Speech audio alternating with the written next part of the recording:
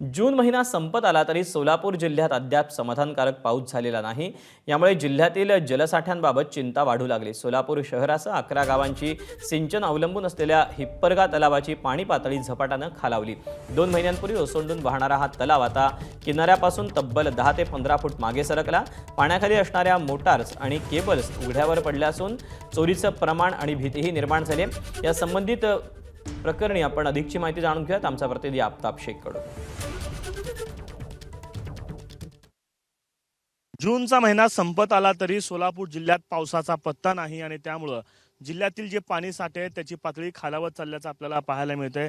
सोलापूर जिल्ह्याची वरदायिनी म्हणून ओळख असलेल्या उजनी धरण सध्या -26% पोहोचले, तर जिल्ह्यातील जे इतर पाणी साठे आहेत त्यांची देखील पातळी आपण या ठिकाणी बघताय। मी सध्या सोलापूर शहराजवळ असलेल्या हिप्परगा तलावाजवळ आहे आणि आपण या ठिकाणी बघताय मोटर ज्या आहेत त्या पूर्ण आता उघड्या पडलेल्या आहेत, ज्या एरवी पाण्याखाली असतात।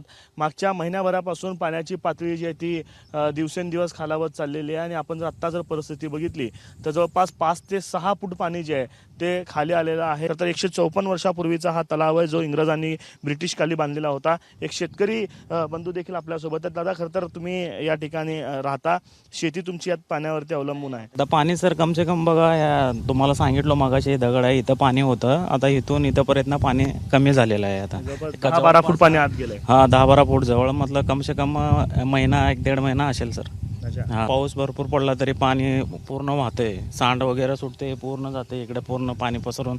आता यावेळी तर काय, आता पावसाचं काय वातावरण पण नाही आहे तसं, आता येईल ना येईल काय शक्यता नाही पावसाची, पण आता हे कंटिन्यू चालत नाही आहे मोटर इथली थोडीफार मदत भेटते, मग बाकी कंटिन्यू आपण तिकडचं वड्याचं घाण वड्याचंच पाणी वापरतो जास्ती करून।